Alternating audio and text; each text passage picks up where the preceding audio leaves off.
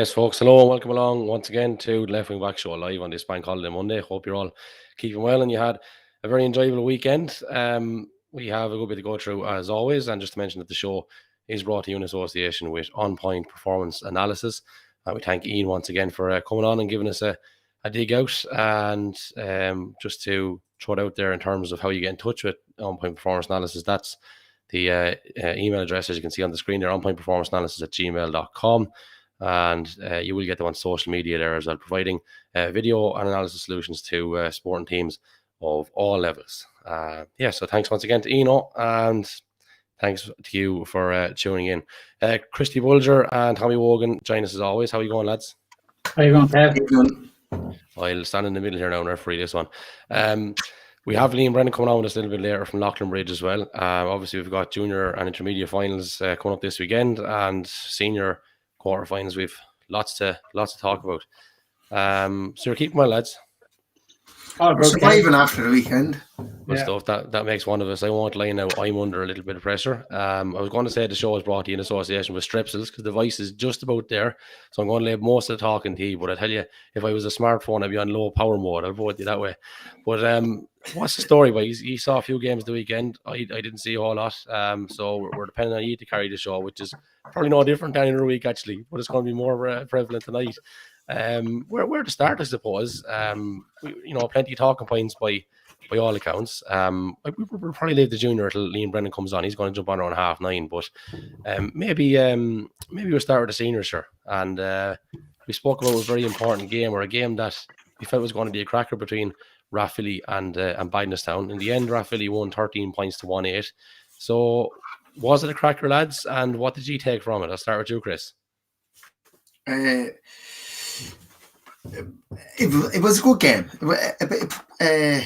Ebbed and flowed. I thought, for me, I just thought Rathvilly were more clinical and more seasoned, kind of in the things they did, especially in the first half. Every time they got up the field, it looked like they did something and got a return over it. I thought Bagnestown have so much to offer. And I still think they're just trying to find a way to make the ball stick. Like, I was on the terrace and I just heard people kick it in. To who? That's what I was thinking. To who? Like, they have no big marksman up there. And then when they kicked it in, they didn't get really a return over the ball wasn't great, or their first touch wasn't great. Like, Richie Whelan was in there. So he's probably the smallest man in the field, but they were kicking in balls the Bomber Liston wouldn't feel like. So, like, while they were patient in their play, I was a bit frustrated by how patient they were. They took like 3 or 4 passes to lads standing still. Like, I know they're trying to keep the ball and stretch Rathvilly from sideline to sideline or whatever, but to take on the ball just standing still, like, what are you hoping to do? Like, they went into a few tackles, they got turned over, and the referee was grand. They just got out muscled. So don't bring the ball into contact. There was so many good positive points. I wasn't talking about the negative. They moved the ball well. They have some really fast players. Jamie Clark and Shane Clark. Shane in the middle, lads. He's an energizer bunny. He's up and down, and he'd harass anybody that has the ball. He's brilliant. I thought full backs, they were struggling a small little bit, Bagnestown, and then their full forward line, I just didn't think they were getting any return out of them, to be honest. Other than that, I think there's definitely something in them. They just don't get returns on the scoreboard when they get past the halfway. And I think, like, as a senior team, you'd have your targets. Like, every time we pass the halfway, how many returns are we going to get? Is it out of 10 times, are we going to return 50%, or is it 40% we're looking for? I don't know if they have targets or what it is, but it's not good enough at the moment. Rathvilly, I just think, they're Brian Murphy. Let's just look at him, look at his movement, how patient he is.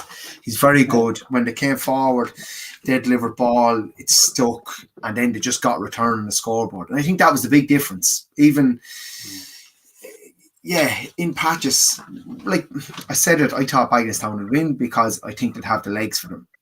And at times that actually showed, but I thought then there was one or two times where experience really kicked in and just took the sting out of the game, settled the game, played it back into the centre, and popped the ball inside. It stuck to true foul. It was entertaining, but yeah, plenty of positives and plenty of things to work on, we'd say.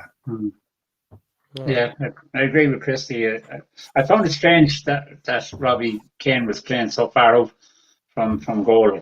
I thought he would have stayed closer into goal, But I agree with Christy. I mean, Bagnallstown very good at retaining the ball in the first half to a point. Once they got near Rathvilly's 45, then started going across the pitch. But the problem with that is when they were putting it through the hands, they weren't looking inside. Now, in fairness to Whelan, he was making the runs, and there was space there in there to drop a ball into him. But the boys outside were not looking in. They were just taking the pass and moving it across the lines, I felt in the first quarter there was a hole in the Rathvilly defence that was there to be exploited, but Bagnallstown didn't exploit it. Again, I felt like they're a very workmanlike team, and I think they're a team they're going to learn from this, and they just have to get their shooting boots was on the last night, but last night they weren't on. They struggled to get scores. Brian Murphy, he was the difference. As Christy said, his movement is brilliant. But again, the opposite way, Rathvilly outside were looking inside for him. They were looking to get him on the ball. And he's the go-to man for Rathvilly. His movement is great. Once the ball goes in, he's not static. He's all the time moving. He's all the time looking to get himself into a scoring position where he can receive a ball and just pop it over the bar. And he done very, very well last night. Now, having said that, the full-back had his work cut out on him. He done his best to try and nullify him, but unfortunately the ball coming in was quality ball he was getting, and it hurt Bagnallstown. Jamie Kenny again and Shane, they're Beaver, they're phenomenal work rate over the two guys.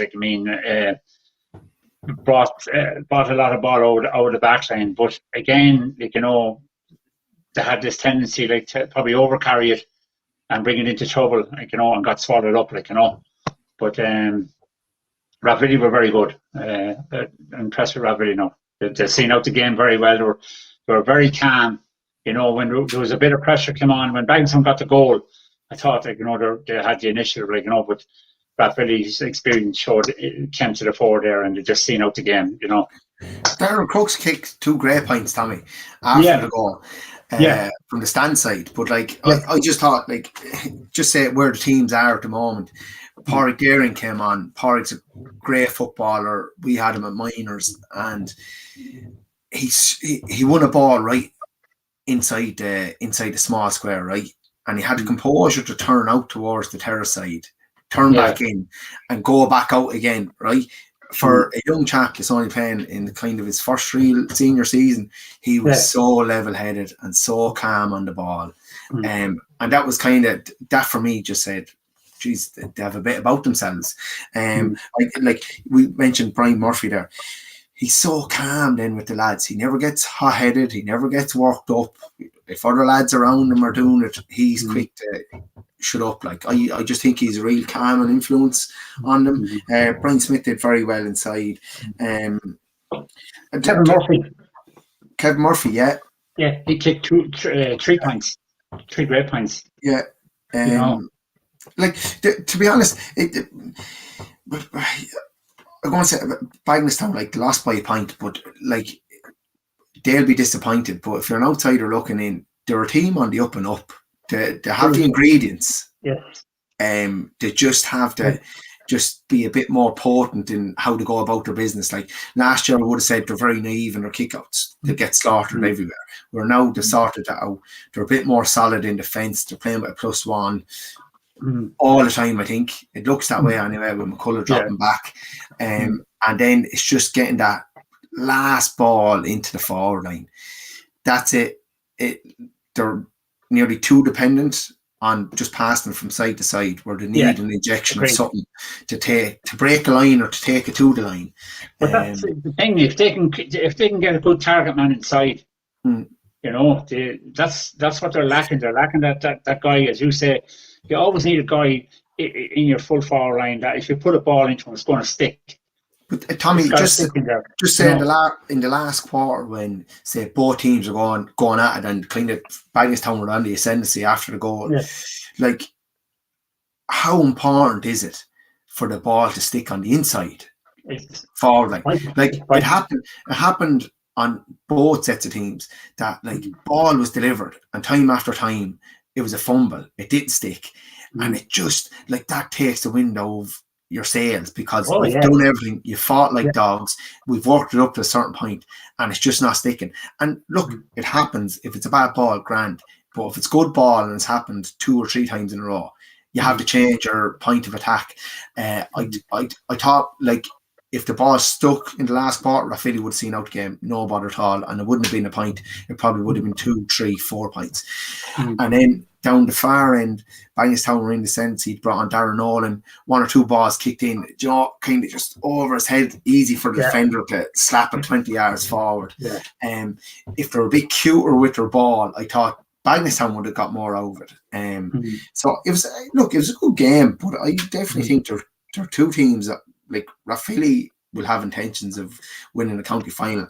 Bagenstown, I'd say quietly, will be looking at a semi-final spot, and that'd be good progress, a good season again. But I definitely think they have the ingredients to push on, to be honest. Yeah, all right. Great. Just in relation to, was there a possible sending off incident in that one for Rathvilly? No. The tackle in the middle of the field. Are we talking about that one?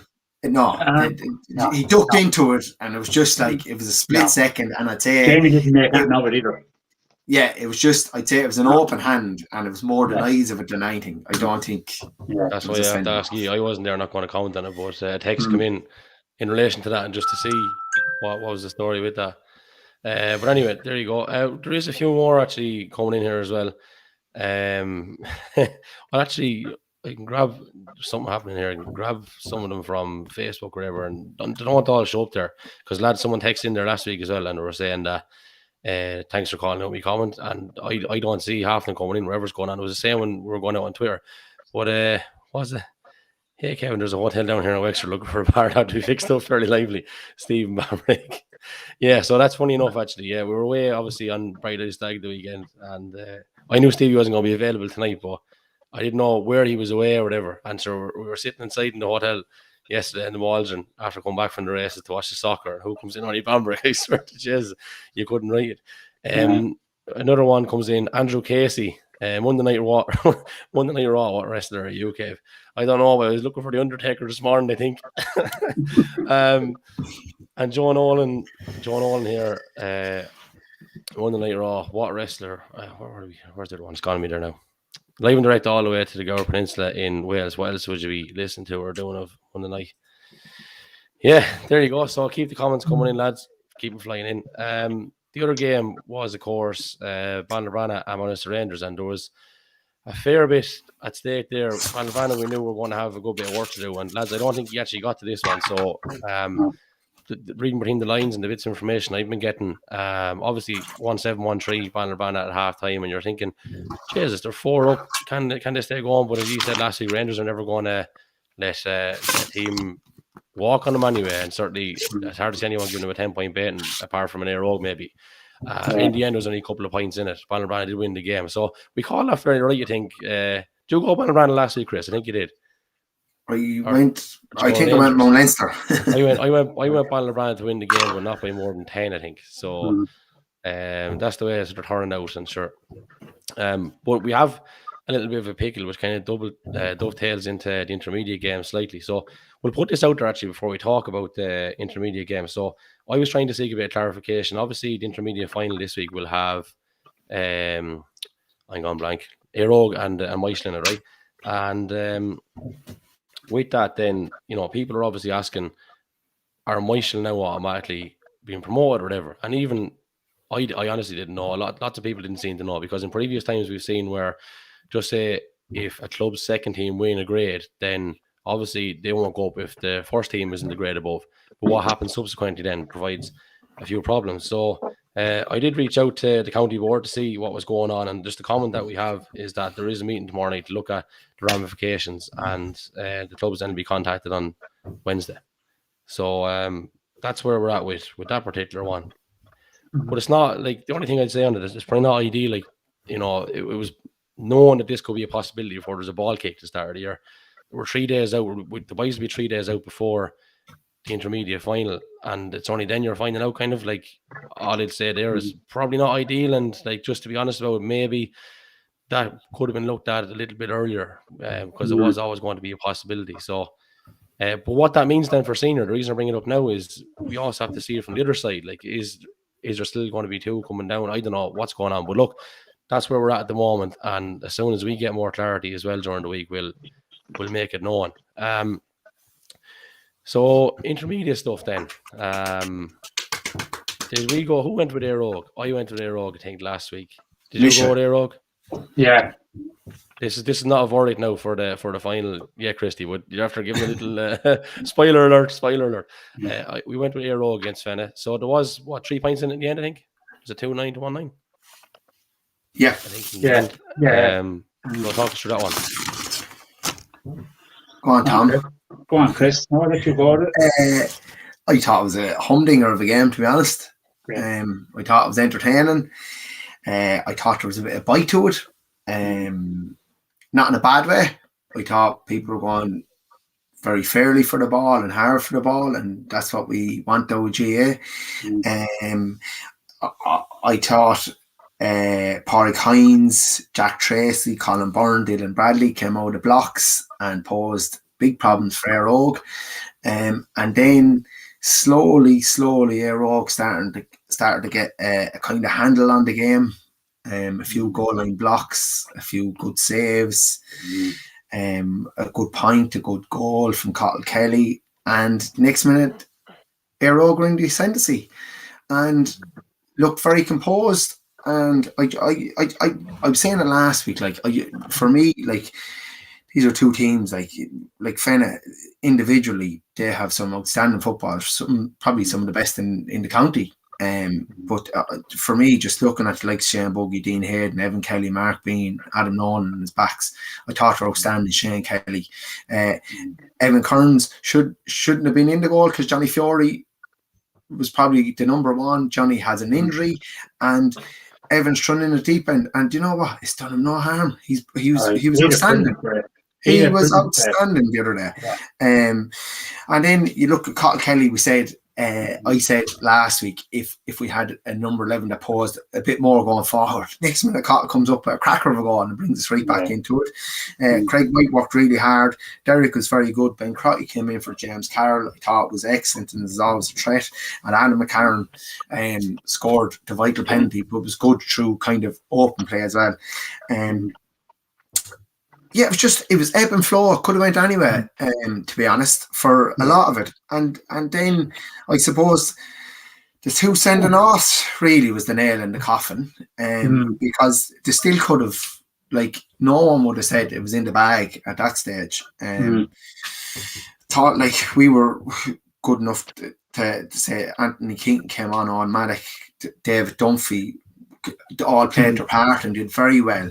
But I just think, like, I suppose we haven't mentioned him in the last few weeks, but Dean Hayden, the number 6 lads, is such a calming influence and won some amount of ball, breaking ball especially. He was very good. I was impressed. I thought Pádraig Hines is probably the best I've seen him since the minor final. That's 4 years ago now. Sean Smithers was always a threat, very good. Jim McCabe, and then Jack Tracy on the inside. Jack had a great game, probably didn't put in enough ball into him, not kind of long ball or anything, slipping a few smart balls into him. And then kind of he came out to in around the middle and he kicked away 2, if not 3 balls straight down to our spare man, and that kind of gave us momentum again. Yeah. Colin Byrne was really well marshalled, but Colin's a big threat. Then they brought on Mark Foley. I suppose Mark is kind of a jinky type of player. When he's hot, he's hot, and when he's cold, he'll have a shot, but he is cold. And then he got sent off. So yeah, it was. They'd probably be kicking themselves because they looked the team in the first half where Aero just grew into the game. I felt in that latter part when they were 2 points up, I thought that's where they fell apart. They had 2 points up on Aero, they didn't manage it. I found it very strange the way they stayed attacking Aero, and they were putting ball in on top of the spare man for Aero and got turned over, and that hurt them. You know, they had that in that situation. If they had kept the ball, worked the ball better, they possibly could have come out with a winner in that game. But they gave away the ball at a crucial stage, and Aero just picked them off them with some nice points. Myrtle, I have to say, Myrtle may have been a bit lucky to stay on the pitch. I mean, when he roofed the ball into the trees. To myself, he's gone here, but you know, he didn't get a card or nothing, like, you know. So we're a bit lucky on that one, like, you know. But it's a good performance from Aero, in fairness, like, and you know, all around, I'd say Aero probably better balanced team. You know, they had a better balance about them, like, you know. And I just thought they were very calm. You know, when the pressure came on, like, you know, they didn't panic. They just kept working the ball, getting it into the scores. And again, young McCarron was excellent. Like, he came out with 1-5 out of that game, like, you know. He's definitely shooting the lights out, like, you know. He's very good. I thought there was great battle between Derek Hayden and young Brick. And there was a right tussle between the two of them, like, you know. And Derek has been, you know, probably crucial to that forward line, like, you know. He's winning ball in there, and he's offloading. He's feeding the boys coming through, like, you know. Murta was good in the middle, you know. Murta was turning a lot of ball as well, and he was getting on a good bit of ball. But I felt, you know, for Fenna, like, they're a young team, you know, they've loads of potential. It's just game management, I think, you know, that probably cost them in the end, like, you know. Tommy, we're going to ban that word, potential. Yeah, but they you know, I felt it had kept their heads, you know, that had a chance of pulling it off, but they didn't. Where on the opposite side, Aero were very calm and collective, like, you know, and they knew what they were about. They didn't panic, like, you know. They worked the ball well. They didn't kick it in aimlessly like Fenna were kicking it in, like, you know. And they got their runners, they got their shooters on the ball when it went in, like, and picked off the scores, like, you know.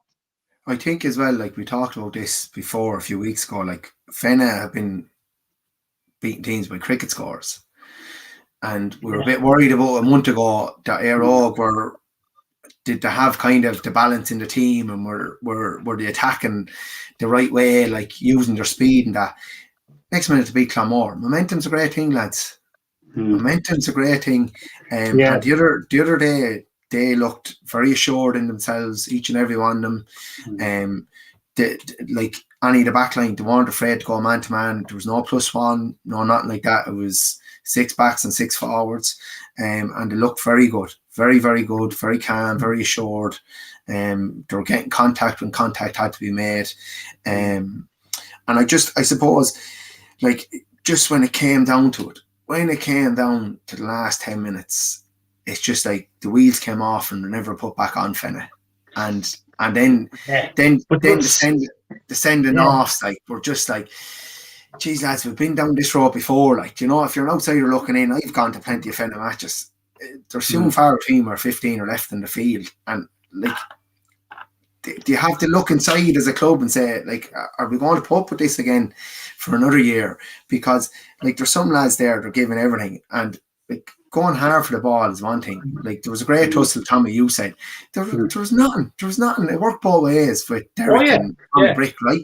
Like, no one was complaining on the people on the sideline in the stand. The two lads weren't complaining. That's for sure. But then, like, to have the two lads sent off, I just feel like like, who's it for? It's not for Fenna. Is it an individual thing? It's not for. You're not supporting your teammates by doing it. Like. Yeah, but if you go back to Sean Murphy's first yellow card, he should never have got a card for that.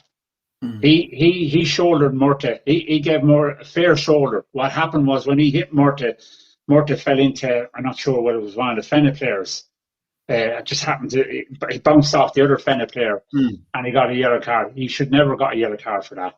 And I think that was the start of it for Sean. Sean was absolutely frustrated with that call, and his head seemed to go a little bit, like, he was frustrated with that call, like, and there was a few calls in the game that, you question, like, where he's come from and that. And I think the sideline for Fenna then started to get involved, like, with the third official and with the referee and with some of the year-old players, instead of concentrating on their team. I felt that they lost their way a little bit on the sideline as well. Like, that didn't help matters either. Like, but I just felt that was first yellow card for Sean was a bit harsh on him, all right. Like, Yeah, well, we have a couple of comments in there. Mick Nevin has been in touch. He actually felt it should have been a red card in the Rathvilly, the Rathvilly Bannistown game. But he also has another comment in here, and he says, outside refs for semi-finals and finals. Is there merit in that? We used to do it years ago. Pat Moran often used to referee county finals. John Conway did. And again, it's nothing sinister. It's not a remark on any particular referee or whatever. But is that a good idea? Bring that back? I think it's always been there in the background, hasn't it? For referees for semi-finals and finals. I don't know. Is there a rule there? Because I don't think every other county, I think, now has referees from within their own county. I don't think anyone brings in anyone or brings them out. Yeah. Like Dickie Murphy used to referee hurling finals in Carlow for years as well, and all that. Like, so yeah, it's interesting. I will say about the Brendan Murphy one. I was over kind of the terrace side down near the toilets, down near the tunnel. Yeah. And for me, I don't think it was sending off because Brendan was coming in with his arm out. His hand was open. And then Robbie, whoever was coming in, kind of just ducked and slipped kind of at the same time, just as contact was being kind of made. And the sound, I think, of the open hand hitting was like, right, it's a definite send off. But for me, I was just like, no, maybe VAR could make a decision or up to the TMO. But just there, I thought it wasn't. It was a yellow. Well, I'm not going to start counting on games. I don't want Liam Foley after me again this week. So I'll refrain from any comment because I didn't see it. But the other semi-final, we'll crack on to that. So, lads. So that was 12-11, Michael against Cavan Donegal. So there you go. Like, it's not a huge surprise. I did feel at the start of the year that Cavan Donegal were going to win the championship. I honestly did think they would. There you go. Like, sure, like, it isn't a surprise really though. We knew it was going to be a tight one. Michael bet them already by a point in the group stage. Yeah. And there you go. Now, I have another text in Christy saying that it should be a minute silence for your umbrella. Yeah. Atrocious conditions. It's back up and running. It was used in the zoo today, so we got it fixed. You didn't get on too bad there. But Bambrick actually said to me there before, he said, has there ever been a match between Cavan Donegal and Michael that wasn't raining or windy?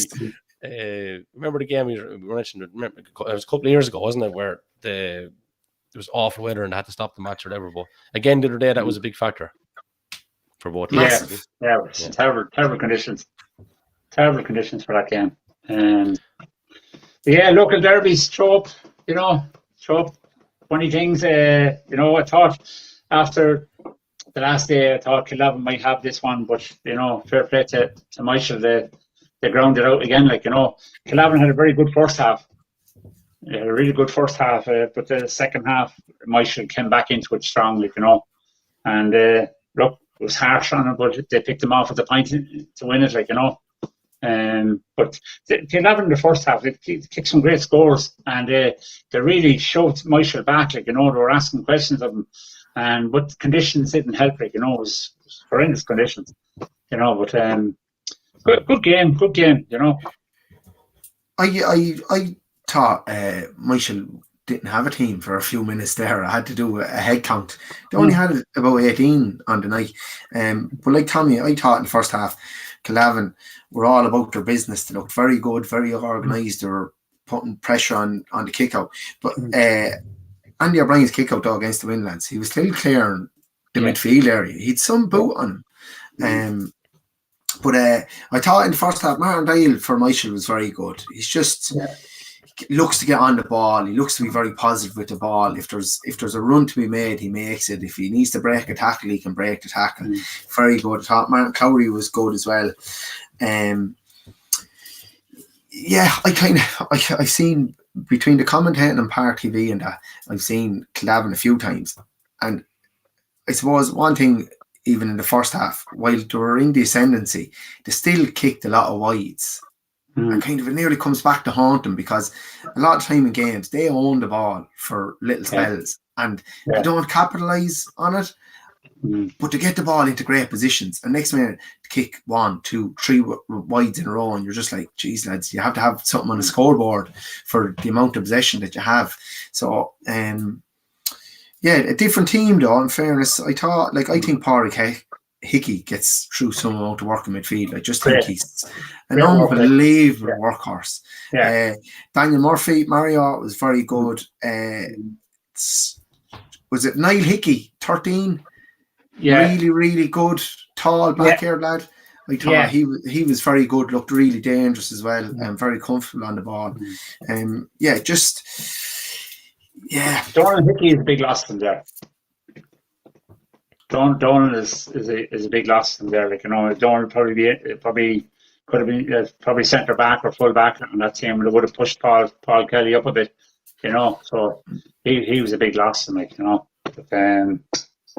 I'll make one comment on Michael, lads, and it's something that we kind of forget sometimes. Like you mentioned Martin Dyle there, Christy, a former county player, like county footballer. Martin Clowry, played in Leinster minor final.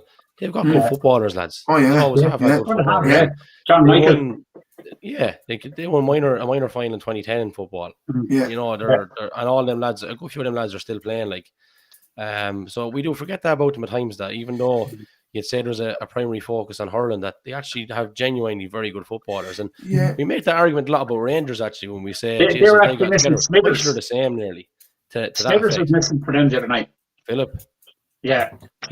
Philip and Ross, there's a few of them there, and Donald. Ross, I think Ross was missing. Ross is missing, but you like Philip Smithers is a serious footballer. Donald Smithers is a serious footballer. They've always had good footballers, and no different to anything down through the years. Even though it mightn't be the preferred code, it'll be very hard bet, and it'll be hard bet in this final too. We might as well give a verdict on that now, and kind of dovetail into a preview. I'm in a way. I understand it'll be 2 or 3 weeks of a gap and you couldn't have them all, but it's a pity they're not all the one weekend, because the Up for the Match special for the hurling worked really well when we had the 3 finals, and we great crack with the 6 clubs that were involved or whatever. But we kind of have to nearly double up on this now and make it a preview as well. So the junior finals on before, and we're going to bring in Liam Brennan here now in a couple of minutes, but we'll get a verdict on that one. I think it's 6 o'clock on Saturday in Washington Park, and the junior final is on before at 4.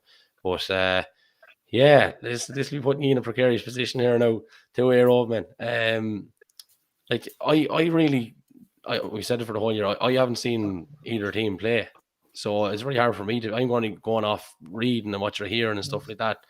And I'm going to probably borrow a cliche. They're so hard betting finals, Michael, are so hard bet. It's not too often when they go down, they don't go down by a whole lot, sort of a thing. And I think you'd be nearly expecting they'll probably make a battle over it. And if they get drawn into a battle. Air Oak have a blend, but Michael, do they have those battling qualities? And the big thing here probably is, the younger lads on the Air Oak team, even though they've won minor finals, this would be probably the first big adult final for a lot of them on the field to play. And correct me if I'm wrong on that, but I think it is. And I think that's something that you really have to take into consideration. Whereas Michael are a seasoned outfit, there's not too many of those lads who, who are as young, you know what I mean? They're 22, 23, 24, and maybe the road lads are only a couple of years out of mine or whatever. So that has to be a factor. And I'm sure those young lads will probably relish that challenge from Air Road, but it's still a challenge nonetheless. Yes, they have the experience though with the other guys at the other end, with Derek, with Orta and that has to be worth something. But Michael after taking out the favourites. You know, at the end of the day, and Fenna were probably a close second in terms of that pecking order, and Aero took them out. And Aero were possibly going to be in a relegation situation a few weeks ago.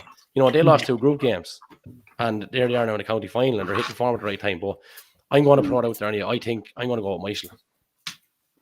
I called Michael against Kildavin. And I just thought because of that they were seasoned and they knew how to work the game. Where, look, like I said, I just think Kildavin, for all the ball they have, just haven't been scoring enough. And that's just my opinion. But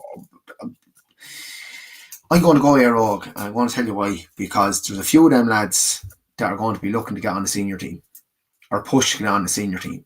And this is a shit get off the pot. If you want to get on the senior team, you're going to have to stand out. And this is like a senior championship match, this final. And this will make or break some of these lads. So they're playing for their places somewhere. And that's why I think if we have everybody back, James, Carl and them, and we have a bit of strength come on from the sideline, I think we're going to be hard bet, because I do believe we have a balance to the squad now, and a balance to the team. And I was just so impressed by their calmness the other night. Everybody else around them on the sideline and up in the stands and on the terrace were all shouting.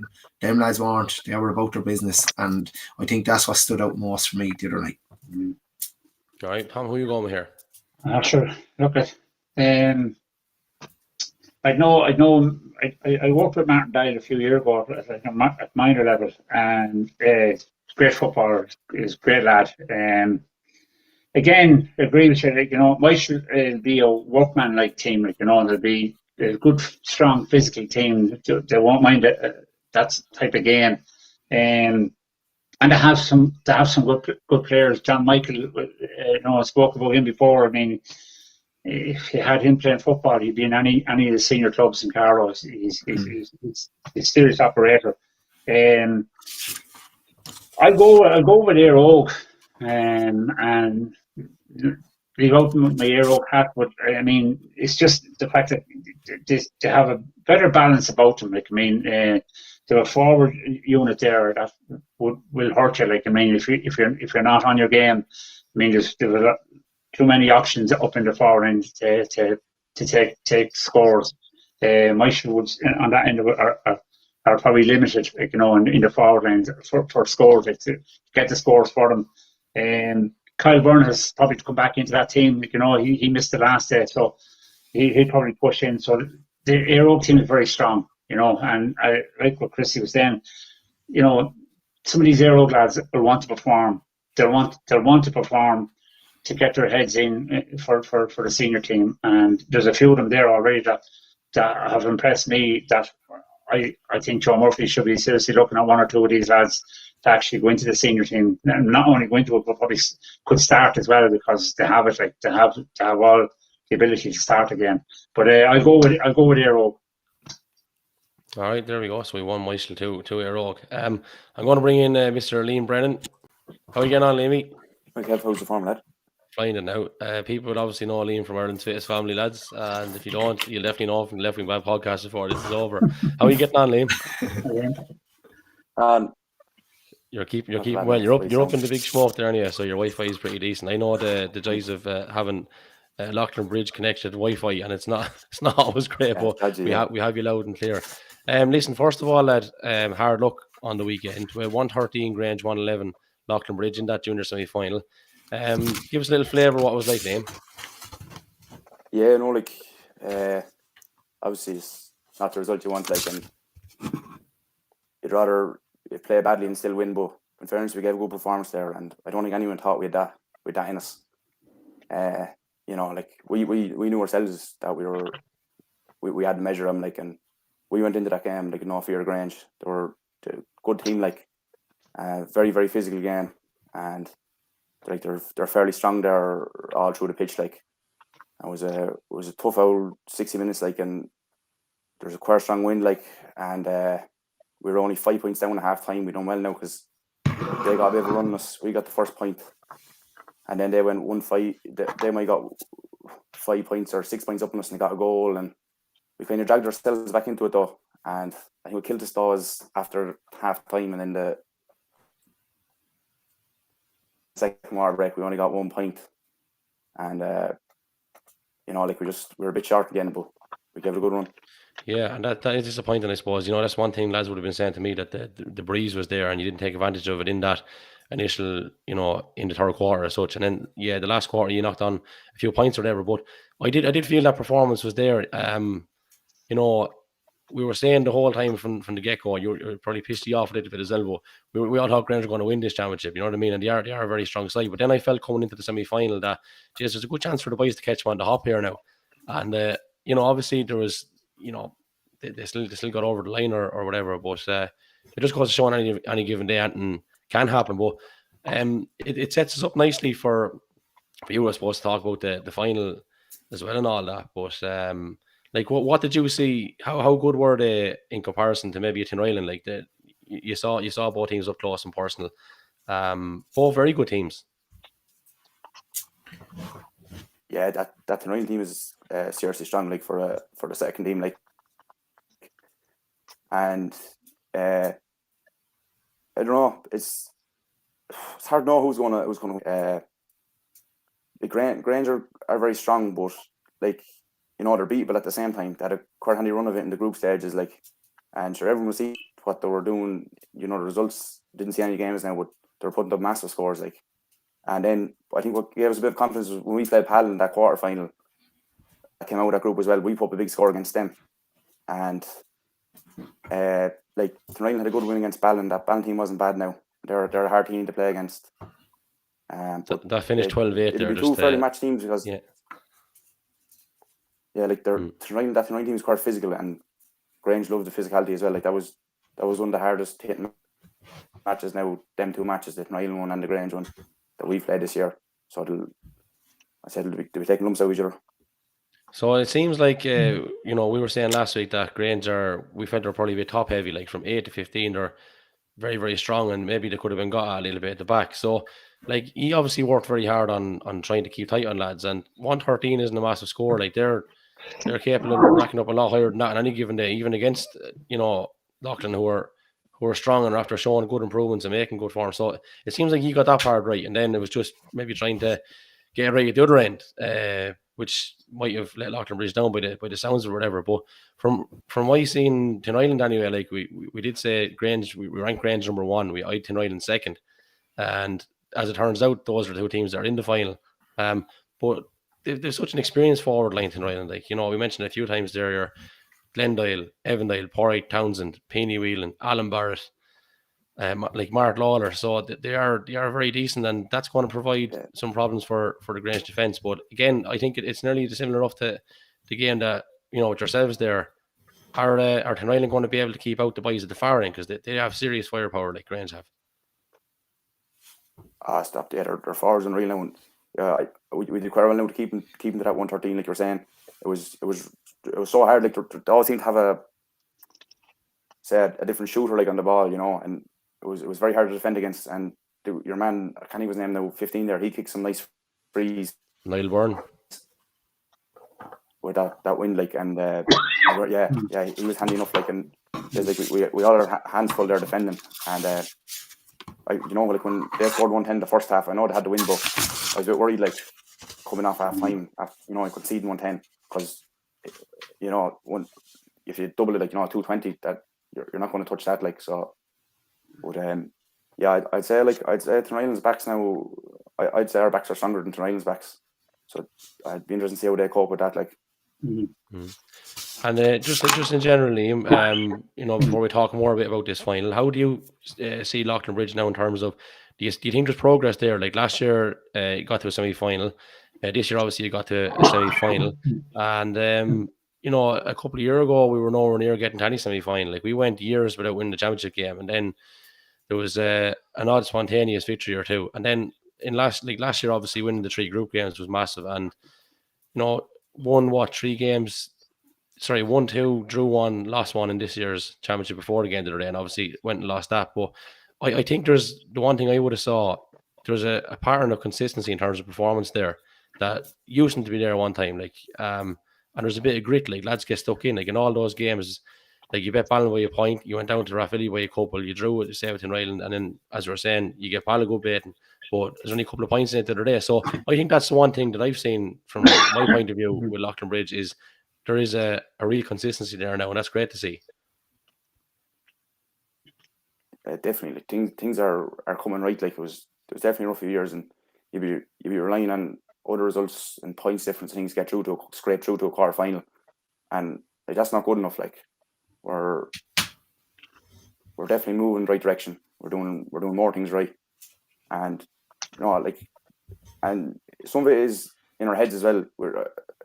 I was the same as if I was going out matches and I was beaten before I was going out on the pitch, and like, say other teams when they're playing us, they think, oh, Loughlin, it's an easy match and it's a pushover. And sure, it was true at times. Like, we in the league, like, we'd never win a match and we'd be losing by bad scores to other teams, second teams. So like, we're turning that, and like, we're not a pushover anymore. And I think other teams know that. Like, someone from PAL said to me, like, oh, kind of mentioned, like, oh, you don't give it a break, and after the PAL match. But sure, we were on the beatings like that so many times, and other teams didn't help off us. So, when we need to be more ruthless like that, and like you said, when you're grinding out, have a bit of grit, and say it happened against Ireland and it happened against Grange. We conceded a goal like early in the first half, and there's so many times we were playing matches other years, and I'm not like, I was playing as well, so I'm not giving up on him, but like, the heads just went, and next thing you'd have 2 or 3 goals. But that Ireland game, with so much, like, with a bit of respect, like, and we stood up and like, right, they got the goal, but we were determined, like, that wasn't going to matter. We knew if we kicked the points, and the same thing happened against Grange. They got the goal, and we stayed in it. Like, the heads didn't drop. It was always about the next ball, and so I think we're going the right direction. Like, because other years we wouldn't have pushed on in the game after conceding scores like that. So I think we're moving the right direction. Yeah, it's great to see. Lads, have you any questions for Liam before we kind of move on to the I would have said last year, like, just going on, you're on the up and up. I would have said last year in the semi-final against Ireland, you should have actually bet them. That game was yours. 1 or 2, poor O'Keane had a slip with the kick out. But like, I thought for long periods of that game, you had the beatings of them. So I just, like, it commend you that you are on the up and up, and you've some great talent coming through, and kind of some of them would have came through Tommy or myself for that county level as well, and even myself personally in school. And it's just great to see the lads performing and getting out there and being in matches, because there's nothing like being in the middle of a competitive match to keep the competitive juices flowing. And I think you only learn from that and kick on from it. That's where you want to be. You want to be in the middle of battle, lads. Tommy, that there before we move on? No, just keep doing what you're doing, Liam. Loughlin Bridge, just keep working hard at it, keep your heads down and stay at it, like, and you will reap the rewards, like, it's, you've been through a lean time, but, you just have to believe in yourselves and just keep working away in the field, and look, at the best of luck to you guys. There you go. So the final then, lads. Who's going to win it? Liam, I'll start with you first. Haven't seen both teams. This is at 4:00 on Saturday in Netwatch Park, and the intermediate final is on after, as we're saying. Who do you think is going to win it, and why? I think Grange. Sorry, Liam, you're frozen us there for a sec. I don't know. We're after losing them all together. Maybe come back to us there. You're back to us there now, Liam. Can you hear us? You can. We just didn't grab that there. I think it'll be a tough one now, but I'd say Grange alleged, because I just think Grange are too much now, but I'd say there won't be much in it. I'd say Grange by about 3 points, I'd say. All right. I think Grange are going to win it as well. Chris? Sure, I'll go Grange as well. Tom? I'll have to be awkward. I'll go to Ireland just to upset the tree. Oh man, you're upsetting us the whole time. We texting actually who says Ireland are not good. Just after getting to a final, boys, they're not too bad. If you listen, some of the players you're after listening out to me there, I mean, that's a good team. That is a good team, like, you know. And look at it's like Grange are after coming through there, like, you know, and they got the test again, Loughlin Bridge. Now they're in the final. Finals are different, baby, altogether, like, you know. And tonight have players there that have been around a while, like, you know, and some very good players. I mean, so I think tonight could edge that one.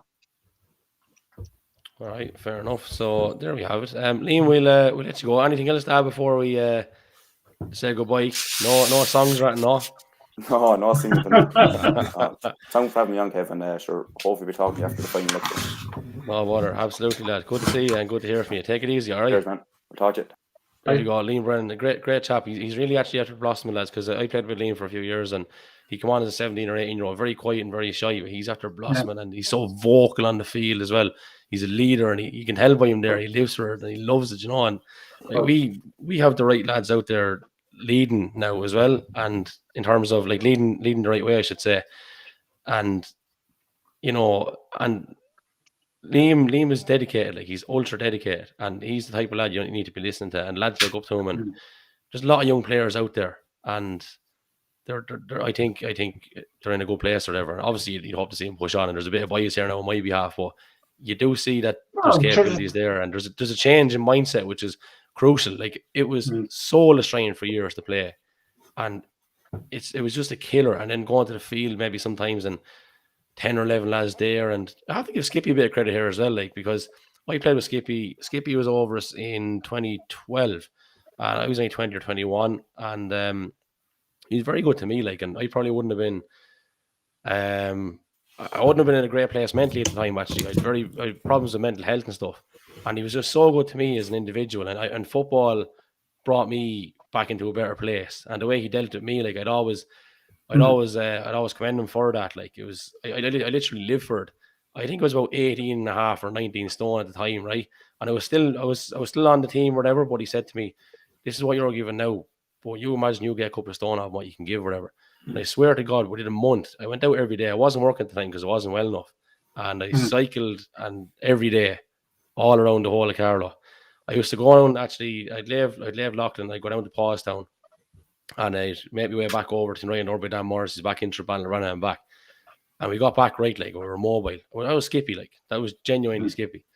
So I'd always be very, very grateful for that, like, and he's back now and he's after doing a wonderful job. And I'd hear him, and I probably wasn't, even though I can appreciate that, there's a lot of other stuff I was so young I didn't actually appreciate now, you know, I suppose that you'd see now, just in terms of how he does speak to lads, because yes, you'd appreciate that, but the small little quirky things that often go, I suppose, unnoticed, how you talk to a lad, like, and how you get into a lad's head, that's so important. I think he's a superb man manager. And like, even it's funny, right? Because I hope he doesn't mind me saying it, but the drills now would be quite basic in what he'd do, like, and even in terms of the runs, they were just 21s, walk to 21, sprint to the far 21, and obviously walk to the end line and back out. And that's what he did with us at the time. But like, it was still effective to an extent because he was such a good manager. Do you know what I mean? And he can come back around for a Lasserat type of a job there in the last couple of years, because Skippy, I'd say, went a few years without any team.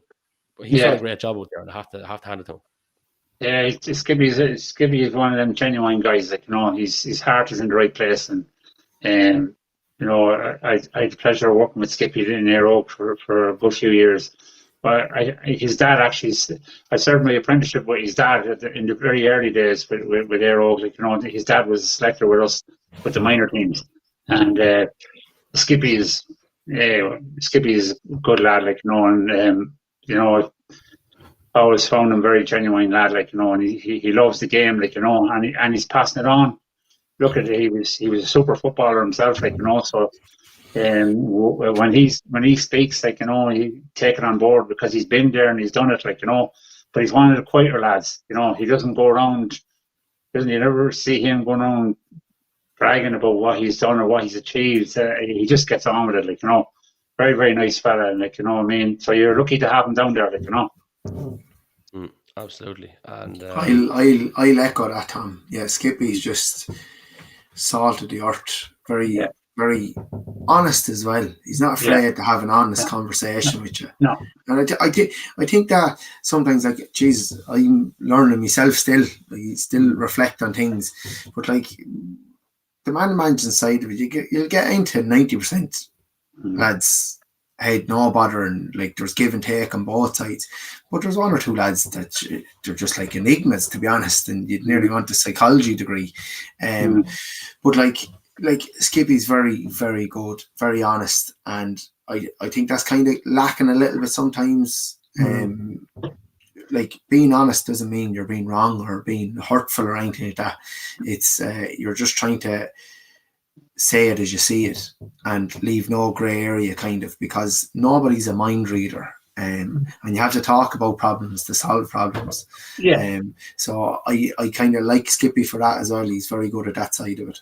Yeah, but there has to be an acceptance, Tommy, on the other side, doesn't there? Like, as well, in terms of, do you know what Christy's saying there, getting to know lads, and you see one or two where it might be a bit of an enigma. Like, that's probably because there's no acceptance on their side. Do you know what I mean? That they're not playing ball with you a little bit because they just can't see it. They don't have the mindset to see it. It's a thing Kevin have always said it's missing with some coaches, like, you know, is like, you know, they go into the field and all they want to do is do the drills and you don't actually get to know the individual, get to know the player, talk to the player, you know, I mean, how are they getting on in work, how are they getting on in school, how's things going for them, like, you know, college-wise and that, like, you know, and I always liked to do that with players, like, you know, I chat to them about different things, aspects of their lives, and, you know, and you get to know a player, and, you know, I think it's a nice way to deal with players as well, and not just go in there, blow a whistle and you know, and run them up and down the pitch or whatever the hell and be given out to them or whatever. Like, you know, it's important that you get to know the player, the individual as well, you know, and spare a bit of time to get down and chat to them, like, you know, and that's something I always like to do with lads. And, you know, if the lad needs, you know, many of the time over the years, lads like me was under pressure with college and that, like, you know, I used to say to them, I take the time out. Number one is you look after your college, you look after your, you know, your life, and football is secondary, like, you know what I mean. So I always felt over the years, I see lads and they come back after doing their exams and they're refreshed and they're buzzing and they're you know, they're so relaxed and they're enjoying the football, like, you know, and it's something that's missing sometimes, you know. Just to add to that a little bit, so it kind of comes down to something similar to how we talk about referees sometimes and how they communicate with people. It's talking to them on a human level is so important, you know, and like that's the one thing, and I bring it back to Skip. Like, even I think it's only in the last few years that we're figuring out, you know, it's not how do I put it? Like, you don't treat everyone in terms of, you don't give a kick in the arse to a lad that needs a pat in the back. You don't give a pat in the back to a lad that needs a kick in the arse. Like, before, lads were giving everyone a kick in the fucking arse, and I think it's only genuinely becoming more of a thing in the last few years where lads are recognising that, and I think you get more out of lads for it, you know, and that's so important. Like, there's still actual coaches out there and managers that approach it with, no, I'm just going to be this way, and that's that, and I couldn't give a fuck, and that turns lads off. It does. No, you know, so that's very important. You don't know from day to day when a chap comes to the pitch, like, you know, he may have had a bad day in work, you know, he may have had a bad day in school or at home, you know, and, you know, he's come down to the pitch and he wants to release it. He just wants to just release it. So, you know, you just need to understand that. And you won't understand that unless you get to know your players, you know. And same like with referees and that, like, you know, I mean, lads balling off the sideline at referees and that, like, you know, how is that going to benefit your team?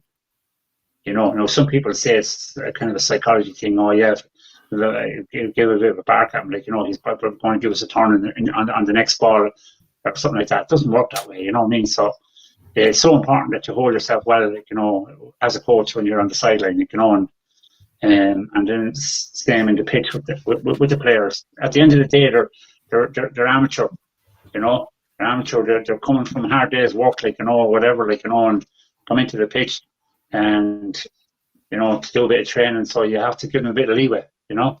And does that go unnoticed to an extent as well, that, like, for people out there, the lengths that managers go to make sure their players are you know, in good form or whatever. Because Tommy, I know this about you and Christy. I know to a certain extent. I don't know much about it, but I know more about Tommy's situation. But I know you said at different stages you'd be voice noting lads on WhatsApp and all, and that was your way of trying to have a little chat with them. And it's difficult during COVID and stuff. But the point I'm trying to make is I think a lot of this happens that people don't see, where there's a lot of phone calls outside. Like the hour and a half isn't really the easiest part in a training thing, because that's where you're there, and you know, it's everything else outside of that I found for managing that the head goes into overdrive. In 2017, I was with the Neighbourly Miners and a selector with Loughlin, and I could not tune out, right? I think the easiest part was actually being in the field during the session, because you're always thinking about it. Always thinking about it. Or at least I was anyway. And how to maybe get something out of a lad or whatever, how, you know, you're chatting to him and stuff like that. So is that something, like, I think it's important to make that point. You know, is it the same with you guys, like Chris, you know, in particular? I know about you, Tom, but, you know. For me, like, I always seen it, say, from your own point of view, say, if I arrived up and Tommy and Tara were doing a session, before anybody graced the field, they were there. Everything was set up. So as a player, you knew that you just had to go out and do what you had to do. You didn't have to worry about drills being ready or whatever. The session was planned, and it was always planned.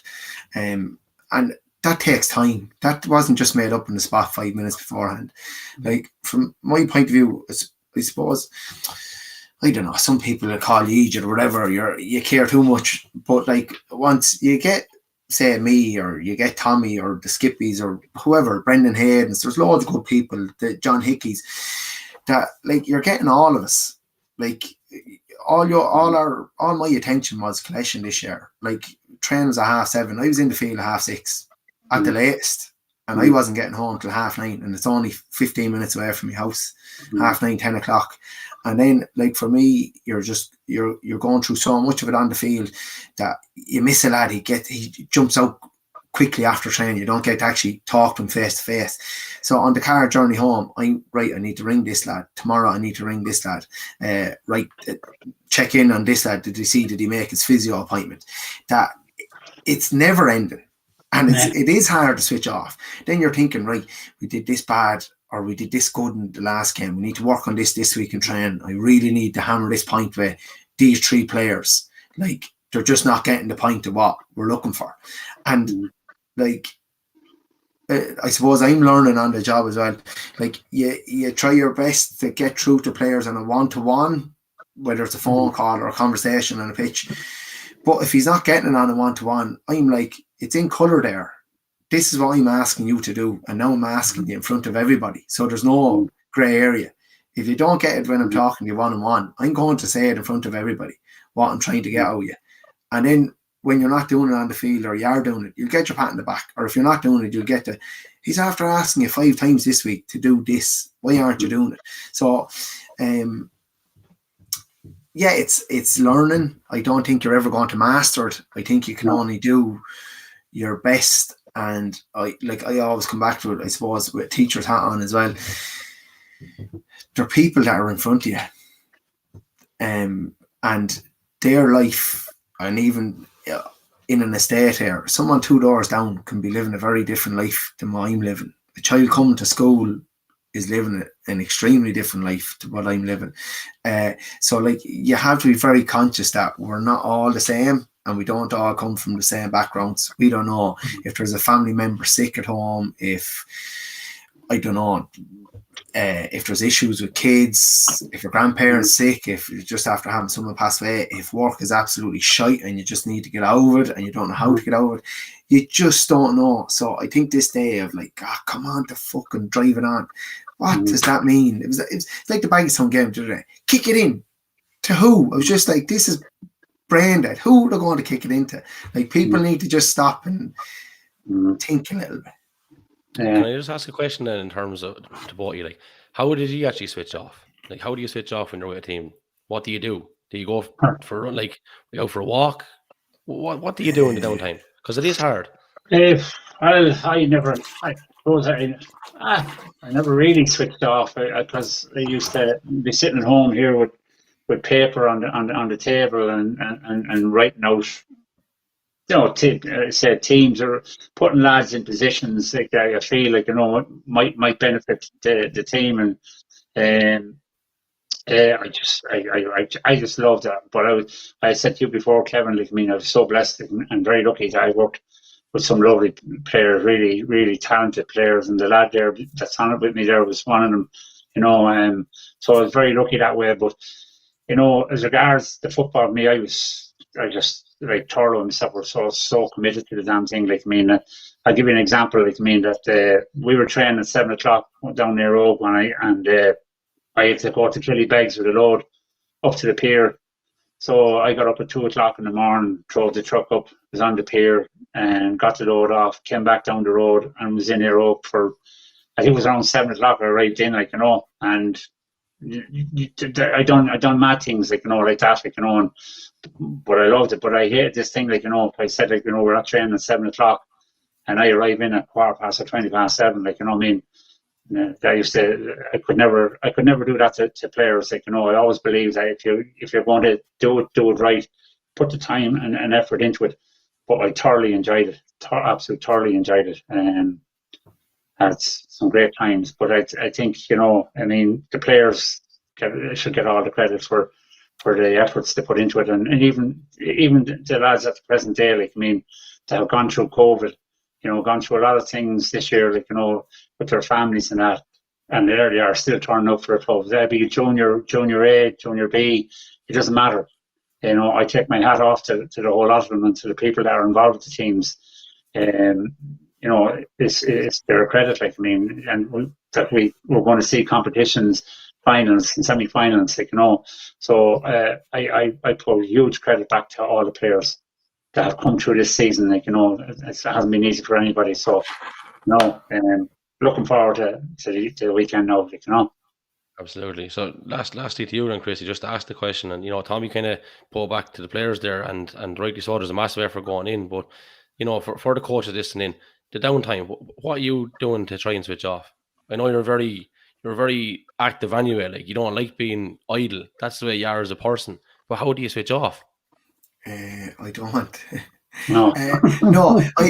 In fairness, I suppose one great thing, we have a 16-month-old child, and, like, win, lose or draw, you come home and you give him a hug, and kind of it settles everything down. Where before, I might talk for 3 days, and I'm serious about that. I just get nothing, and even friends are that, like, I could go in school and just, there's no point in raising the conversation because I won't talk about it until I'm over it myself, kind of.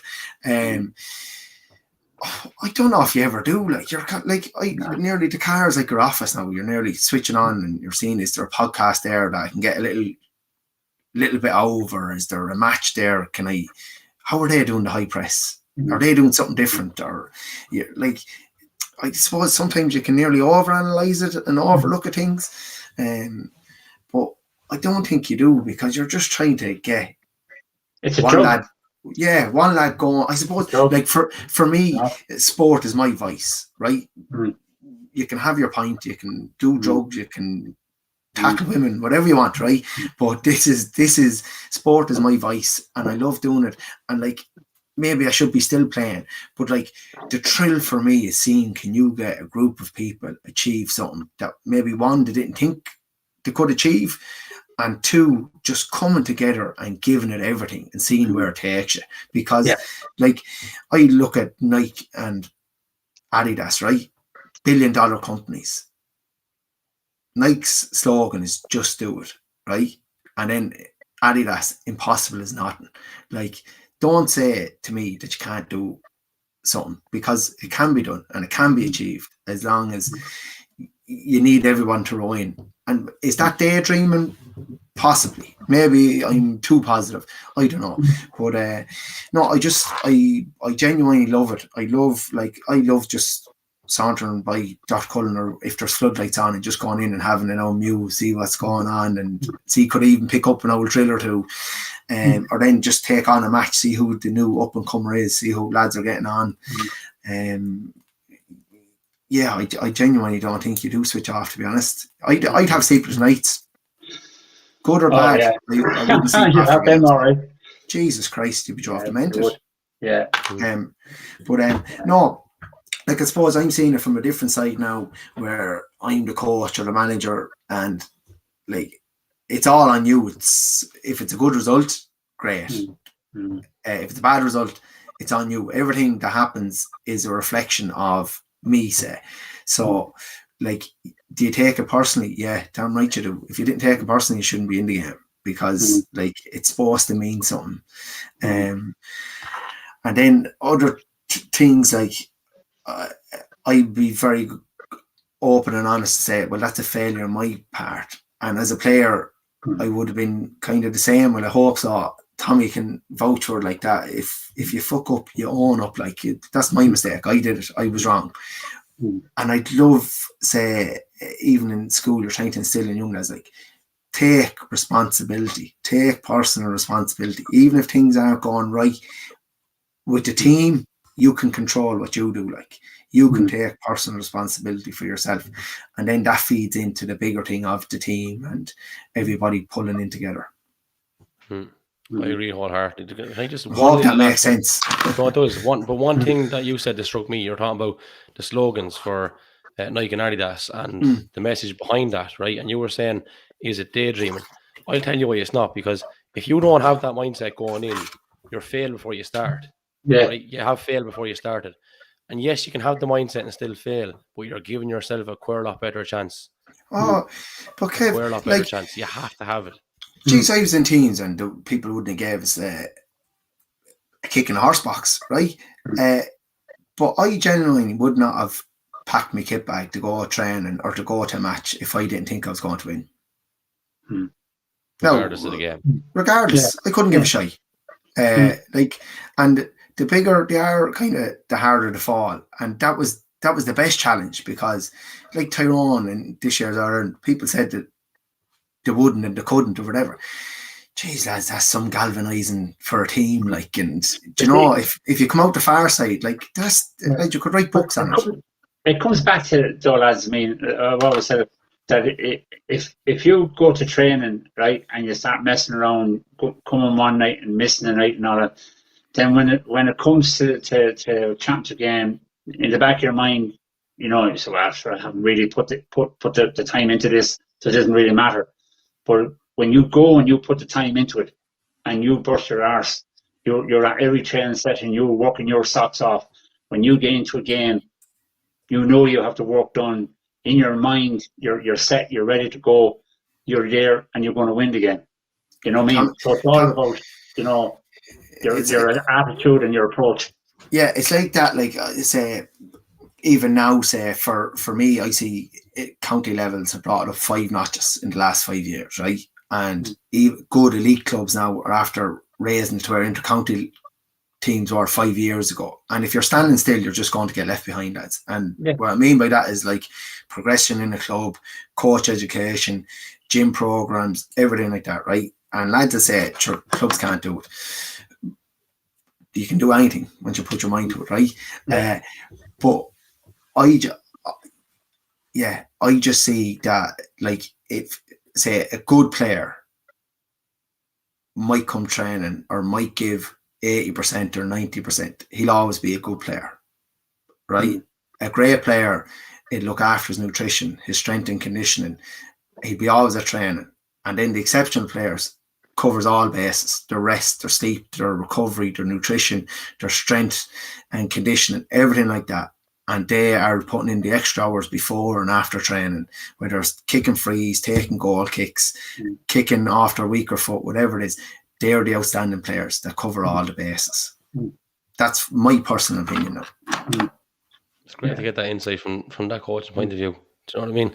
Lads, I think we'll leave it there. We're after going through a good bit for a bank holiday Monday, as the fella said. I'll be going straight to the bed. I think I'd say the audio mightn't be out till tomorrow morning. I'll be very straight about it. Aside from that, I just want to give a shout out to the lads with the social hurling. Like, Joe got that up and going in the space of a week and did the right number there last Friday for the first social hurling. And I believe there's out to an hour or two ago, I think there was 16 or 17 lads after committing again for this Friday. So that's savage to see that. I'm delighted. We get a social football one going as well. I know the hurling one is up and going, but fair play to them. And so that's it. All that's left to do, I suppose, is just to mention to our sponsors, their On Point Performance Analysis, who provide video analysis solutions to sporting teams of all levels. You can follow them on social media. and they're on Twitter, Facebook, and Instagram, the same as ourselves. At the Left Wing Back is our one.